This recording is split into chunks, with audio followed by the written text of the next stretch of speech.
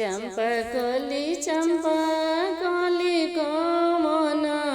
दुल्हा हो नए नामानी निराढरे हो नए नामानी निराढरे हो बलिया से आवेले पंडित पापा हो काहे बाबू के निराढरे हो काहे बाबू के निराढरे हो हमके बिहला पापा दूर देसे हो बराती लोगवा कैसे जइहे हो बराती लोगवा कैसे जइहे हो चुप हो सुंदर दुल्हा हो नयनमा लोरावा पोछी घल हो नयनमा लोरावा पोछी घल नौआ जइहे बरिया जइहे पाँचो भैया जइहे हो संगमा तोहरो बहनोइया जइहे हो कूदत फानत भतीजवा जइहे हो वीडियो बनावत भगिनवा जइहे हो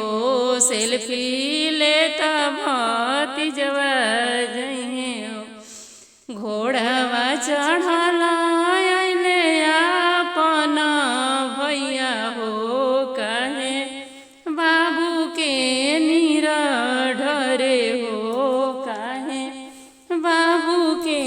निराढरे हो हमके बिहला भैया दूर देसे हो बराती लोगवा कैसे जइहे हो बराती लोगवा कैसे जइहे हो हमके बिहली मामा जी दूर देसे हो बराती लोगवा कैसे जइहे हो हमके बिहनी जीजा जी दूर देसे हो बराती लोगवा कैसे जइहे हो बराती लोगवा कैसे जइहे हो चुप हो खजी दियावा दुल्हा हो नयनमा लोरावा पोछी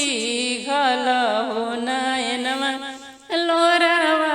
पोछी घल हो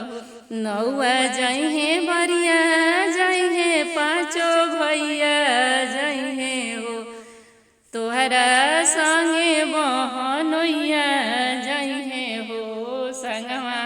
तोहरो फूफा जइहे हो कूदत फानत बहनोइया जइहे हो सेल्फी लेत भगिनवा जइहे हो वीडियो बनावत भतीजवा जइहे हो नाचत कूदत जीजा जइहे हो सेल्फी लेत तोहर दोस्त जइहे हो।